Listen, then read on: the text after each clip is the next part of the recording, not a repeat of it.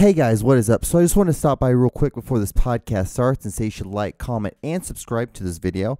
Also, don't forget to follow me on all my social medias at John D. Clouser. It's literally the same name as the name that is on this YouTube channel.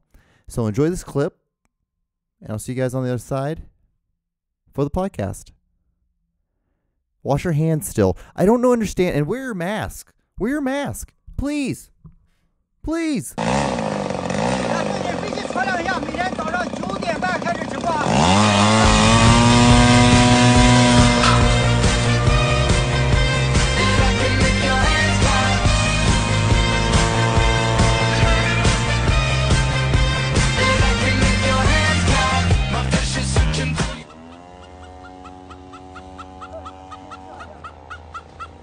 右上角关注点一下，谢谢大家。 All right, good googly moogly. What's going on, guys? How are you? What is up? This is a new episode of The John Show, or what I write down every week is I write The John Solo Show. But this is episode 18. I am your host, John D. Clouser, and I am here, guys, on another episode of this podcast to inform you guys of all the things that you need to know about the world and things in my life. And you're watching the practicing of a man do a podcast, sit in a room, talk on a microphone, and well-lit room, though. That's the one thing I can at least say, that it's very well lit. It's bright as bright. What you guys don't understand is I have, what, 4 here, 4 lights over here, 4 lights over here. I have 3 lights over here on the side that you don't really see, and then I have the 3 lights in the back. But then I also have these 2 other lights that are supposed to act like mostly like stage lights. But like all you guys can see is like you can see a little bit of that halo light right there. It's basically a stage light. What you use it for is it's supposed to represent, that light is supposed to represent it lighting the whole room. That's the whole illusion of it. That's what you do in film. That's one of the great things you learn in film. It was actually really cool. The lighting part of filmmaking is the most, I think, the most creative part of filmmaking, to be honest with you, to tell you the truth, because lighting just dramatically changes the look and the feel and the touch of how your film is going to be made. Like, anyone can just use a camera. Everyone can like move a camera around. Everyone can use a crane. These things are awesome, but like being able to understand light, or understand like how you can use light to manipulate a feeling, or how you can use light to cut down on, if you don't have enough money to do a shot, how light can be a way to use as an effect. Like if you use like just a bright light that like flickers on and off, you can use that like, and you sync it up with a gun shooting, boom. You have an effect of it looking like there's a gun blast from a shot of a gun that's not even being shot. It's not even a real gun, really, to tell you the truth. So I hope you guys are doing great. Hope you guys are washing your hands.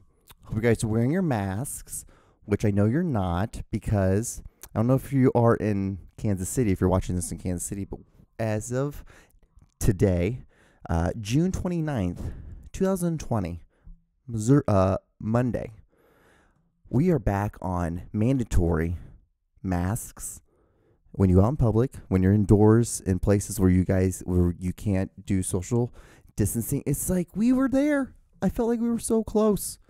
We were getting there. We were kind of getting over the hump, and you could just slightly see way over in the distance. You could slightly see the finish line. And then we went to Lake of the Ozarks, opened up, and so many people went down there and just fucked the whole thing up for all of us. And people not wearing masks, people just going to bars like that without wearing masks, people not washing their hands. I don't even know. One moment it says you need to wash your hands. The next moment they're like, you know what, things don't really transfer that well. It's basically if you just spit in someone else's mouth. Like, you can rub bellies all you want. That's not going to do anything. That's not going to get you corona. It's if you spit in someone else's mouth. That is where you get it. So or, like saliva, like someone's talking and like spit on, that kind of thing. Well, we were doing so good. I was thinking like, oh my God, there's so many all like the like little check marks. We're hitting all of them. We're doing good. And then Missouri spiked. We're one of the few states. California did the same thing. New York, I think. New York, Florida. It's all the states, the big states, and then Missouri somehow. Well, just Missouri because people went to Lake Ozarks. I'm guaranteeing that's what it was. And then you went to Branson with your Confederate flag. Yeah, that was in the same state. Lake the Ozarks, Branson, but they're like right next to each other. They're within, I would say, no more than an hour, 2 hours of each other. Lake the Ozarks, Branson, maybe 45 minutes. Because I remember my senior year of high school, I graduated with a bunch of boys from there, and like the big thing was that people would have houses down at Lake the Ozarks. My family were like, no, we're just gonna have a house. We had a vacation house in Hawaii, humble brag, but just everyone in my group of friends had like lake houses, which I guess is another humble brag. I guess white privilege. Anyway, going on. My parents were Jewish. Anyway, going on. We went down to Lake of the Ozarks with one of my buddies at his house, and then from there we drove. I'm pretty sure we drove no more than 30 minutes to this little like a theme park thing in Branson, and I'm pretty sure it's not that far. Actually, you know what? Let's just Google distance Branson to Lake. There we go. About 2 hours, actually. I guess I was wrong.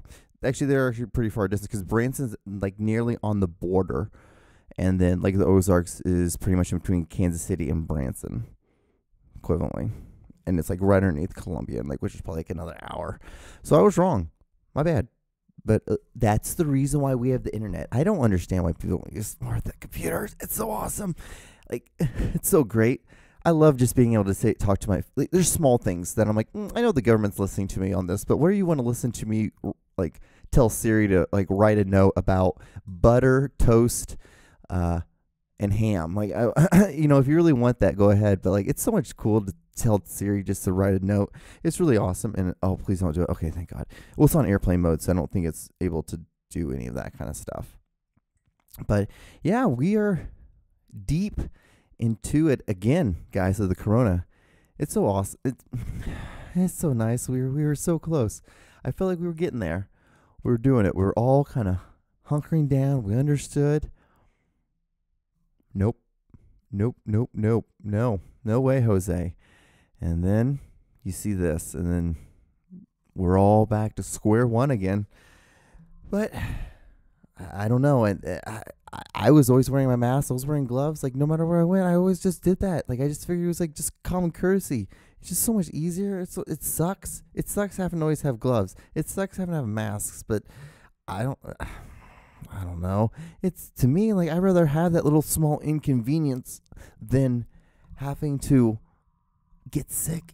I'm fucking dying. I don't understand. Are you guys not scared of dying? I would be. It just should be fucking. This is a little scary. It's a little serious. I hope you guys are understanding this. I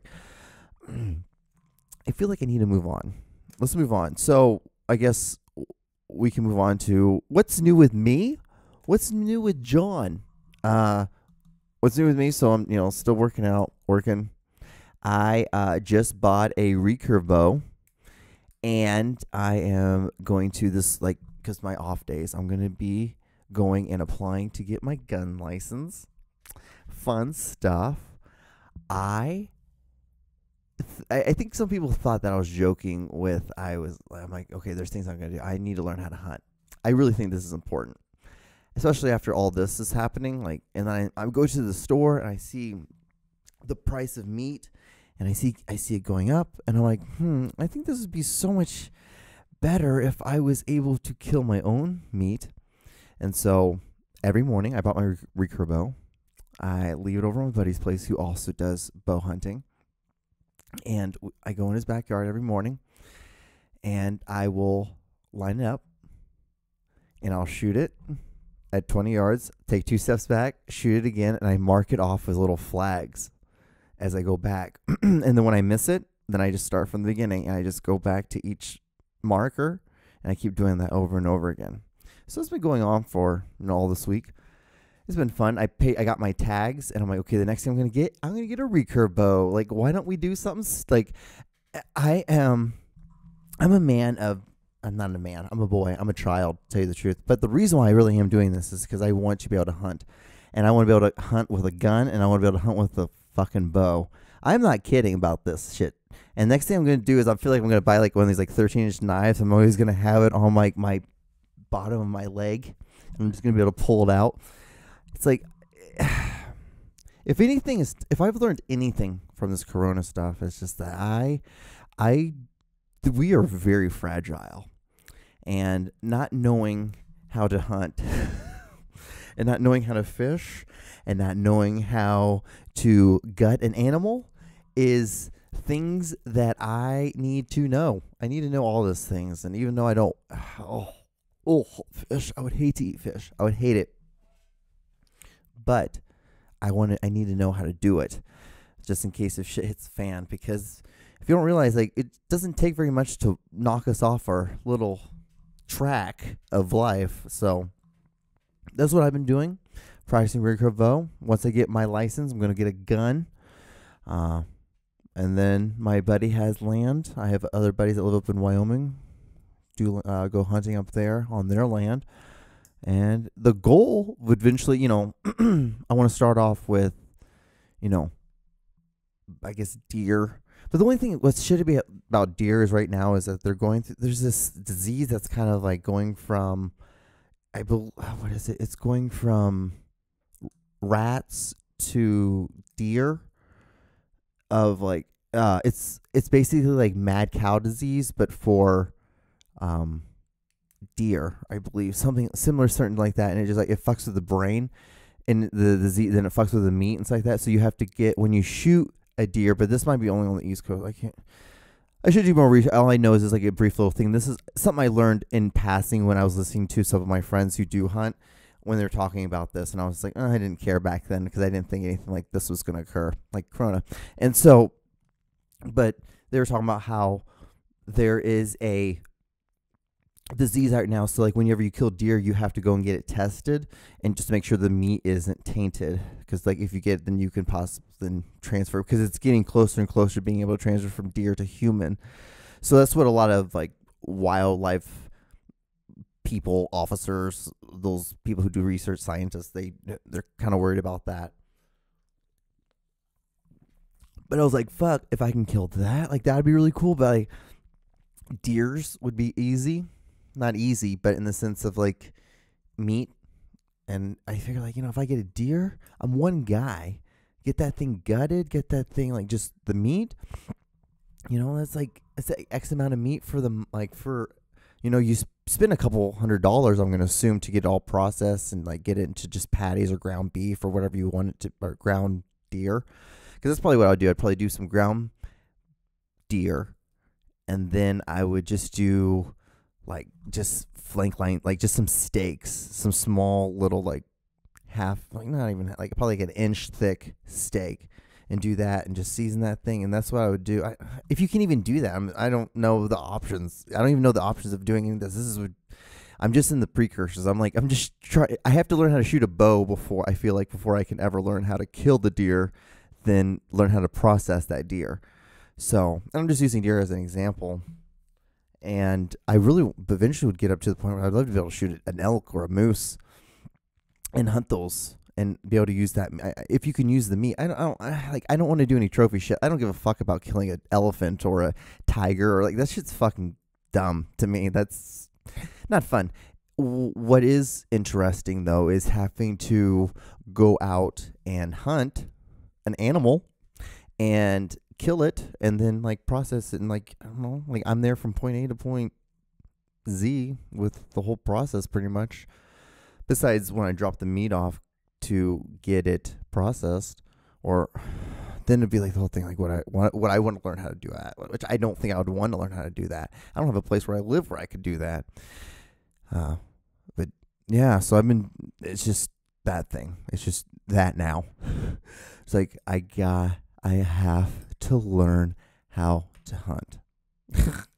I have to get like this, like, it's like, this is no ifs, ands, buts about it. Like, I took care of my civilization, like, responsibilities by getting my tags. Now I can focus and spend my fuck you money on learning how to hunt and shooting a roof curve bow, which has been actually pretty interesting. Like, the thing, what I didn't realize was just like how much getting it back, and like, it doesn't hurt getting it back because like all the tensions are on the top and the bottom, because it just basically whoop, and it pops into place, and then you just like, you have a basically like a plier. Think of like a little plier, and you have it, and you're just pulling, and you hold it, and you just snap, and you just like click it, and it shoots it for you.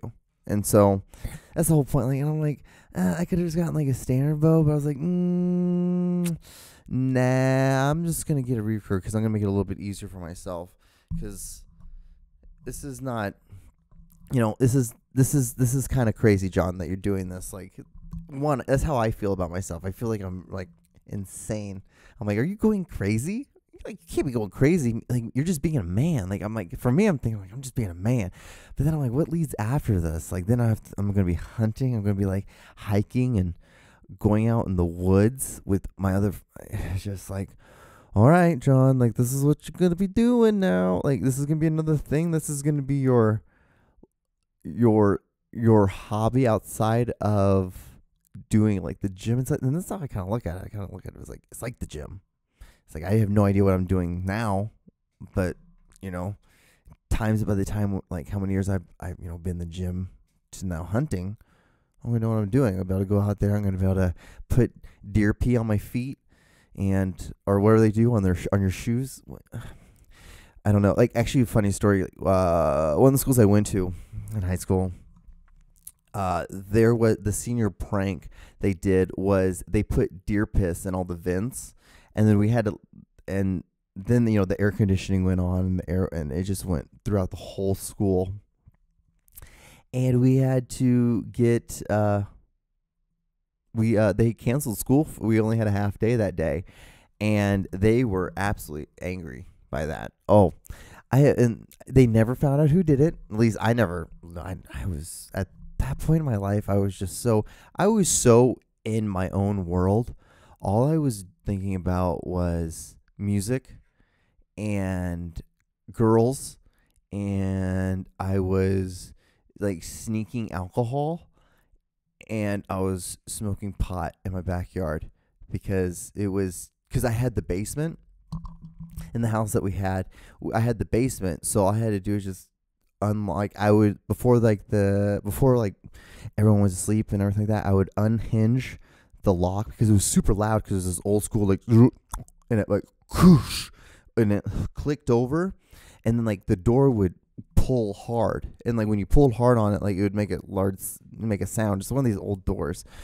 So what I would have to do is I would unlock it, and I would open it enough and just like close it, and I would tape the little part that the tooth part that hinges into the female part. And I would just tape it with duct tape, and then I would close it. I would close it a little bit, just enough where like it looked like it was closed from like if you're just walking by, because like where the door was, there was steps that led down into the basement, and so you can see if the door was open or not. Like, and so I couldn't just leave it completely open if my parents walked by to go to their bedroom, and they'd be like, "Why is your door on the bottom? Why is that open? Like, what are you gonna do, John? Huh? What are you gonna do?" And so I would do that, and I would at nighttime go out there, smoke pot. We had a jacuzzi, and so I'd either drink beers in the jacuzzi, or I would smoke pot in the jacuzzi. And then my friend was a good man, and he got a volcano. A guy who was a grade below me got a volcano, and then what I would do is I would rent out the volcano from him.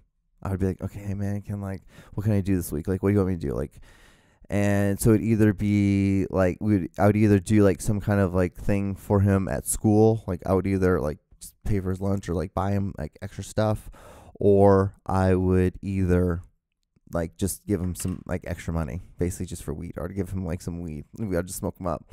It was just like stupid stuff. And but yeah, then I'd have his volcano, and that was so much better because I could just like have like a big balloon full of THC vapor and just sit in the jacuzzi and just get fucking ripped. I was such a moron. I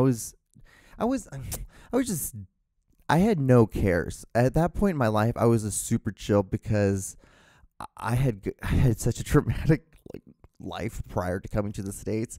It was so crazy just, being left at the foot of a church by my mom, like being raised then by like 2 black nuns, and then going into a orphanage, and then after the orphanage, I was living with a family who was the son.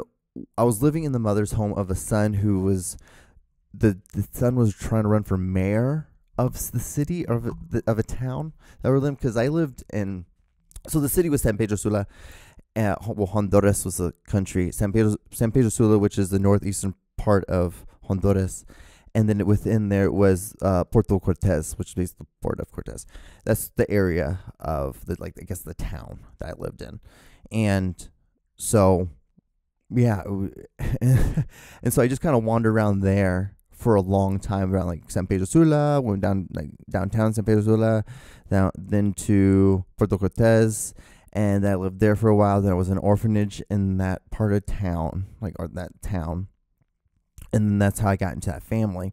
And after that, then like my parents, who are my adoptive parents now, they found me. And then I went from there to Tegucigalpa because they had a lawyer, and I started living with the lawyer's family. So I was like moving around a lot. I was doing a lot of moving there for a quick minute. But yeah, like, so I don't even know how I got on that tangent about that. I don't know what that had to do with anything of this. And there's that moment every time. You know what the great thing though? It happened at the 6:50 minute, at the 6 minute and the 50-second part where I like, what are everybody talking about? Like, I have no clue. It went from like talking about, it had talking about going from like hunting, then how am I talking about Honduras? So, but, oh yeah, I guess it was traumatic and all that.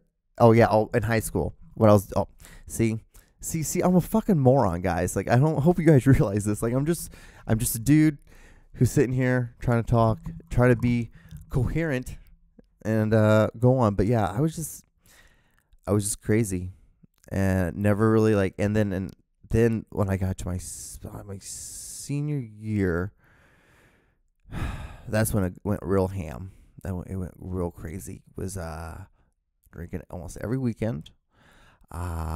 Would find a way home. It was so great because like we'd party over at one of my friends' houses, and his mom would just be like, "All right, you want to drive home?" And like, yeah, and I'd be drunk.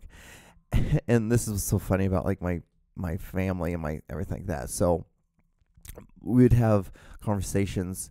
I'd have conversations with the parents and stuff like that all the time. Like, so like, how's your parents? Like, good.